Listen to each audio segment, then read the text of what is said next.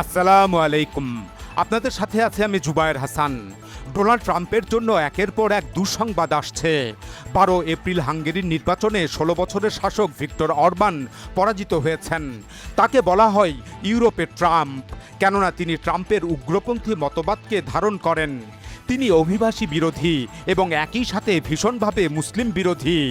মার্কিন vice president JD Vance হাঙ্গেরিতে তার নির্বাচনী প্রচারণায় অংশ নিয়েছিলেন। তিনি এক নির্বাচনী জনসভায় ডোনাল্ড ট্রাম্পের ভয়েস কল লাউড স্পিকারে বাজিয়ে শুনিয়েছিলেন। ডোনাল্ড ট্রাম্প সর্বাত্মকভাবে চেষ্টা করেন যেন ভিক্টর অরবান ক্ষমতায় টিকে থাকেন।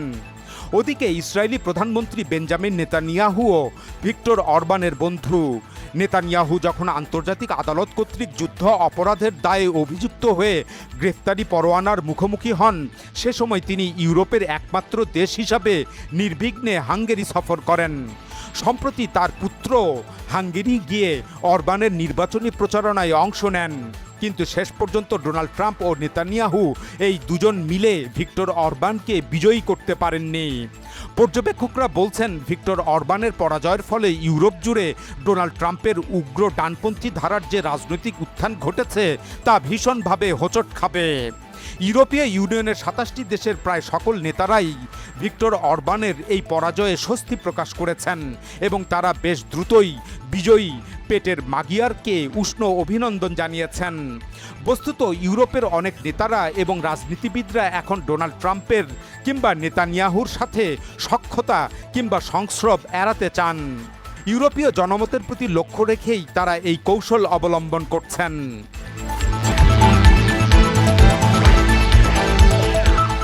আসলে গাজায় 2 বছরব্যাপী গণহত্যা এবং ইরানের উপর সাম্প্রতিককালের আগ্রাসন, এই দুই ঘটনায় ইউরোপ জুড়ে নেতানিয়াহু এবং ডোনাল্ড ট্রাম্পের গ্রহণযোগ্যতা ভীষণভাবে কমে গেছে। একই সাথে 2024 সাল থেকে ইসরায়েল এবং ইউরোপীয় দেশগুলোর মধ্যে কূটনৈতিক সম্পর্ক দ্রুত অবনতি হয়েছে।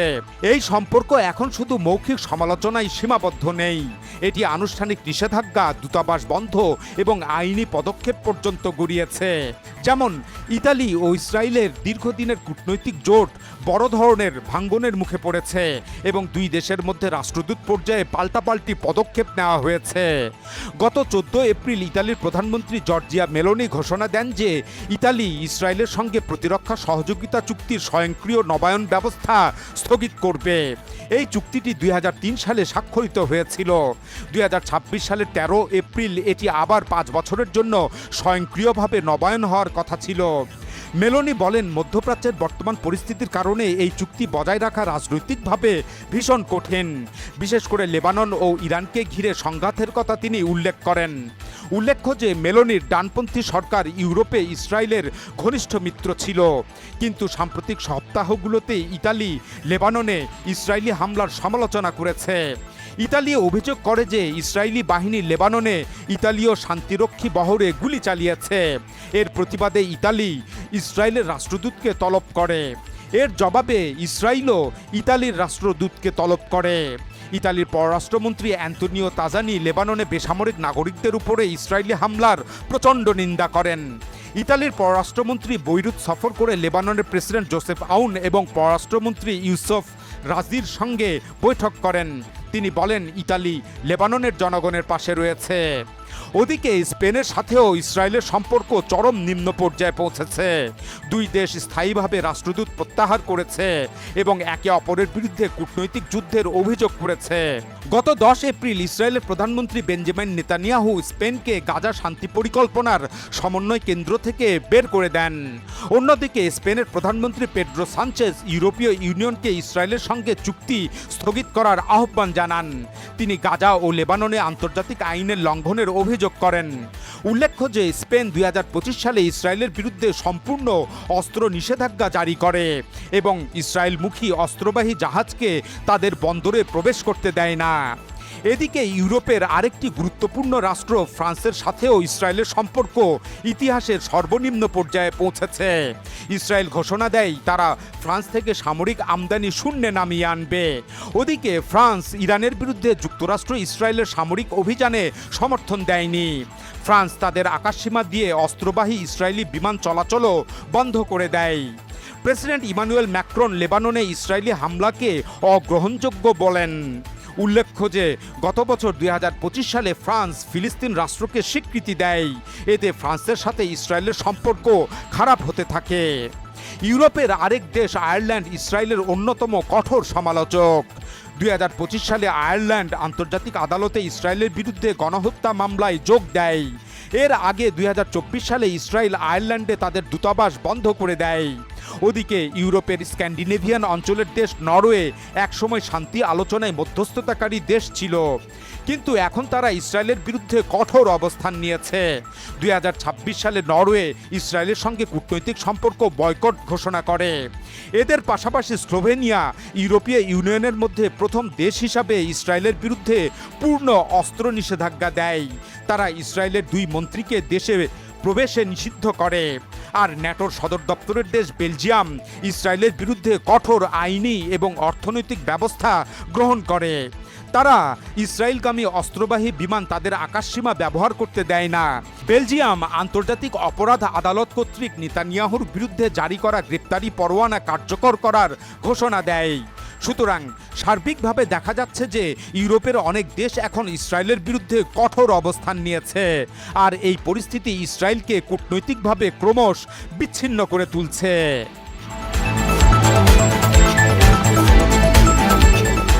বস্তুত যুক্তরাষ্ট্র এখন আর ইসরায়েলকে ইউরোপের দেশগুলোতে উচ্চ স্থানে প্রতিষ্ঠা করে রাখতে পারছে না, বরং ডোনাল্ড ট্রাম্পের কারণে যুক্তরাষ্ট্র নিজেই এখন ইউরোপ থেকে বিতাড়িত হওয়ার দ্বারপ্রান্তে পৌঁছেছে।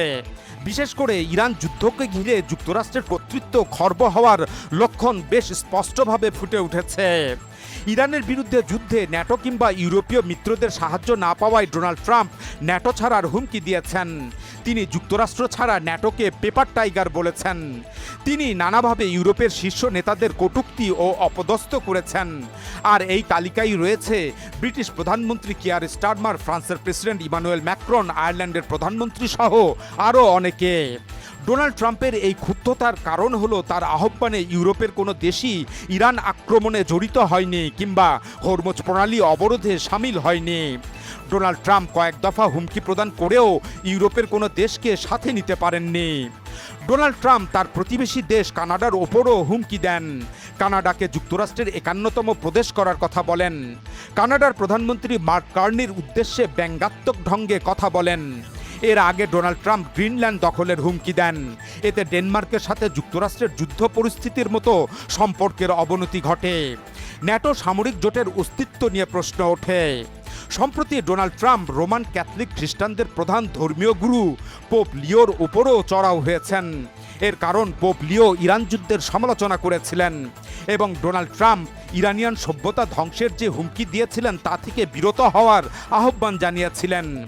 এ নিয়ে ডোনাল্ড ট্রাম্প গত কয়েকদিন ধরে যেভাবে পোপ লিওর প্রতি কটাক্ষ করে চলেছেন তাতে ইটালি সহ ইউরোপের অন্যান্য দেশের রোমান ক্যাথলিক খ্রিস্টানরা ভীষণ বিক্ষুব্ধ হয়ে উঠছেন। ইতালির প্রধানমন্ত্রী জর্জিও মেলোনি পোপকে সমর্থন করে কথা বলেছেন। অথচ এই ইতালীয় প্রধানমন্ত্রী ডোনাল্ড ট্রাম্পের দ্বিতীয় মেয়াদে ক্ষমতা গ্রহণের অভিষেক অনুষ্ঠানে অংশ নিয়েছিলেন, যেখানে ইউরোপীয় দেশগুলোর মধ্যে একমাত্র তিনিই রাষ্ট্রপ্রধান হিসাবে সেখানে যোগ দেন। কিন্তু এখন সেই কট্টর ডানপন্থী নেত্রীও আর ডোনাল্ড ট্রাম্পকে সমর্থন করছেন না।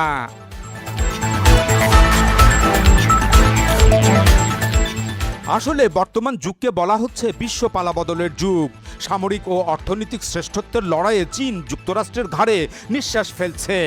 1991 সালে সোভিয়েত ইউনিয়ন ভেঙে যাবার পর যে রুশ ফেডারেশনকে দুর্বল রাষ্ট্র হিসাবে ভাবা হচ্ছিল, সেই রাশিয়াও এখন অপর একটি প্রধানতম বিশ্ব শক্তি হিসাবে আবির্ভূত হয়েছে।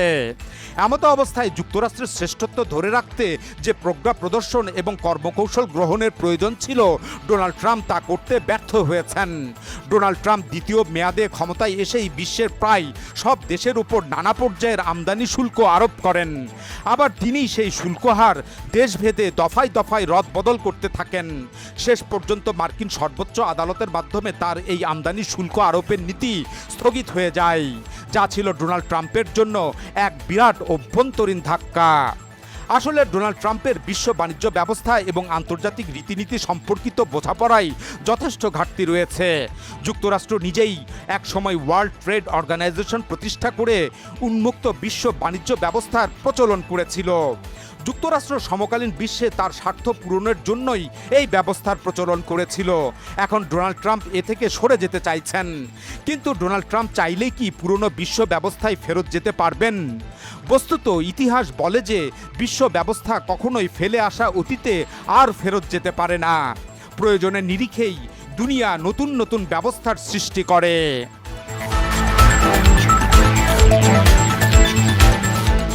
মার্কিন প্রেসিডেন্ট ডোনাল্ড ট্রাম্প বলেছিলেন তিনি ক্ষমতায় আসা মাত্রই 24 ঘন্টার মধ্যে ইউক্রেন যুদ্ধ বন্ধ করবেন।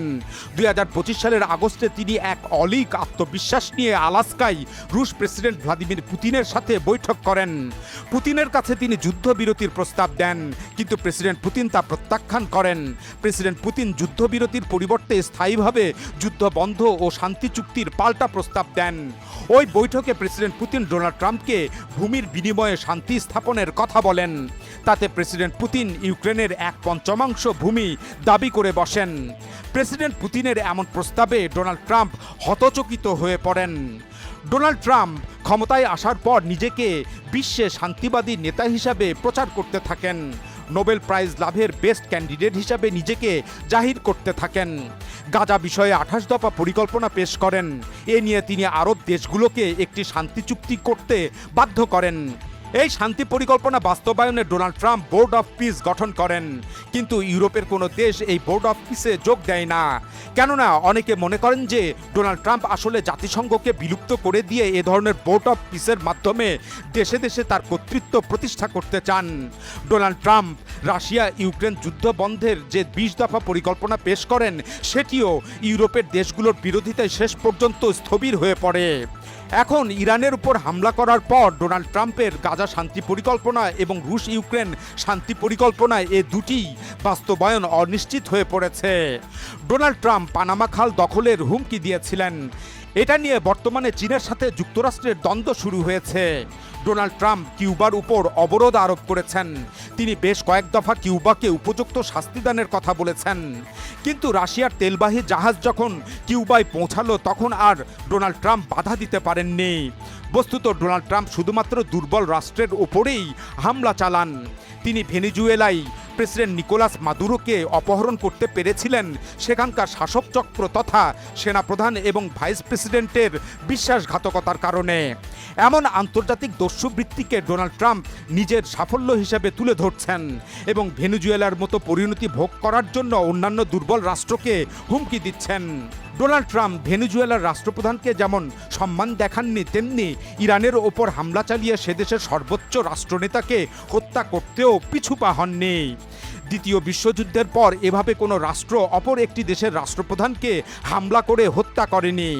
ডোনাল্ড ট্রাম্পের এসব পদক্ষেপ সভ্য দুনিয়াকে হতবাক করে দিয়েছে।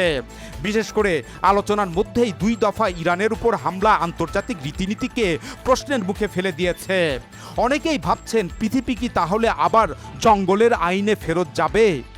ডোনাল্ড ট্রাম্প কূটনৈতিক শিষ্টাচার বহির্ভূত অনেক আচরণ করে থাকেন, যেমনটা তিনি সাম্প্রতিককালে সৌদি ক্রাউন প্রিন্স মোহাম্মদ বিন সালমানের ক্ষেত্রে করেছেন।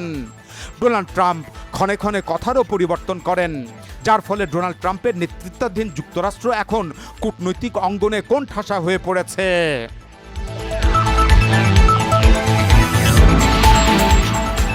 আসলে যুক্তরাষ্ট্রের প্রতি বিভিন্ন দেশ হতাশ হয়ে আগ্রহ হারাচ্ছে এবং নারাজ হচ্ছে। এর বিপরীতে চীন এখন বিশ্বে নিজেকে নির্ভরযোগ্য ও স্থিতিশীল অংশীদার হিসাবে উপস্থাপন করতে পেরেছে। এর প্রতিফলন দেখা গেল ইরান যুক্তরাষ্ট্র যুদ্ধবিরতি চলাকালে 14 এপ্রিল যুক্তরাষ্ট্র ও ইসরায়েলের ঘনিষ্ঠ মিত্র সংযুক্ত আরব আমিরাতের ক্রাউন প্রিন্স খালিদ বিন মোহাম্মদ চীনের দ্বারস্থ হলেন। বেইজিং সফরে তিনি চীনা প্রেসিডেন্ট শি জিনপিংয়ের সাথে দীর্ঘ বৈঠক করেন। এই ক্রাউন প্রিন্স ছাড়াও গত 72 ঘন্টায় স্পেনের প্রধানমন্ত্রী, ভিয়েতনামের প্রেসিডেন্ট, রাশিয়ার পররাষ্ট্রমন্ত্রী, এমনকি তাইওয়ানের স্বাধীনতাপন্থী প্রধান বিরোধী দলীয় নেত্রীও বেইজিং সফর করেন। বস্তুত 2025 সালের জানুয়ারিতে ডোনাল্ড ট্রাম্পের ক্ষমতায় আসার পর ইউরোপীয় দেশগুলো চীনের সাথে যোগাযোগ বাড়িয়ে তুলছে। গত 1 বছরে ইউরোপীয় কাউন্সিলের প্রেসিডেন্ট অ্যান্তোনিও কস্তা, ইউরোপীয় কমিশনের president Ursula von der Leyen, ইউরোপীয় ইউনিয়নের পররাষ্ট্রনীতি বিষয়ক প্রধান কাজা ক্যালাস, ইউরোপীয় পার্লামেন্ট সদস্যদের একটি প্রতিনিধি দল, ব্রিটিশ প্রধানমন্ত্রী কিয়ার স্টারমার, জার্মানির চ্যান্সেলর ফ্রেডরিক মের্জ এবং ফ্রান্সের প্রেসিডেন্ট ইমানুয়েল ম্যাক্রন চতুর্থবারের মতো চীন সফর করেন। সফররত ইউরোপীয় নেতারা চীনের সাথে বাণিজ্য চুক্তি করেন। এসব ইউরোপীয় নেতাদের পাশাপাশি কানাডার প্রধানমন্ত্রী মার্ক কার্নিও চীন সফর করেন, যা ছিল 8 বছর পর কোনো কানাডীয় প্রধানমন্ত্রীর প্রথম চীন সফর। এ সময় মার্কিন প্রেসিডেন্ট ডোনাল্ড ট্রাম্প কানাডাকে কোনো চুক্তি না করার হুমকি দেন, কিন্তু কানাডার প্রধানমন্ত্রী সেই হুমকি উপেক্ষা করে চীনের সাথে বিশেষ বাণিজ্য চুক্তি করেন। প্রধানমন্ত্রী মার্ক কার্নি গত 11 এপ্রিল ঘোষণা দিয়েছেন যে কানাডা অস্ত্র ক্রয়ের জন্য আর যুক্তরাষ্ট্রের উপর নির্ভরশীল থাকবে না। এদিকে মার্কিন যুক্তরাষ্ট্রের আরেক মিত্রদেশ অস্ট্রেলিয়ার প্রধানমন্ত্রী অ্যান্টনিও আলবানিজো চীন সফর করেন। ওদিকে ট্রাম্প প্রশাসনের অর্থমন্ত্রী স্কট বেসেন্ট, পররাষ্ট্রমন্ত্রী মার্কো রুবিও, মার্কিন প্রতিনিধি পরিষদের বিশেষ একটি প্রতিনিধি দল এবং অন্যান্য বিশেষ গুরুত্বপূর্ণ ব্যক্তিবর্গ চীন সফর করেন। আর খোদ ডোনাল্ড ট্রাম্পও আগামী 14 থেকে 15 মে বেইজিং সফর করবেন বলে আশা করা হচ্ছে। এই সফর আরও আগে অনুষ্ঠিত হওয়ার কথা ছিল, কিন্তু ইরান যুদ্ধের কারণে তা পিছিয়ে দেওয়া হয়। যাই হোক, এভাবে ইউরোপীয় নেতাদের ঘন ঘন চীন সফর একসময় খুব সহজে কল্পনা করা যেত না। আসলে মাত্র কিছুদিন আগেও যুক্তরাষ্ট্রের খেদমত করতে পারলে বিশ্বের বহু দেশ নিজেদেরকে ধন্য মনে করত, কিন্তু এখন অনেকেই যুক্তরাষ্ট্রকে এড়িয়ে চলতে চাইছে। তারা চীনের সাথে যোগাযোগ বাড়িয়ে তুলছে।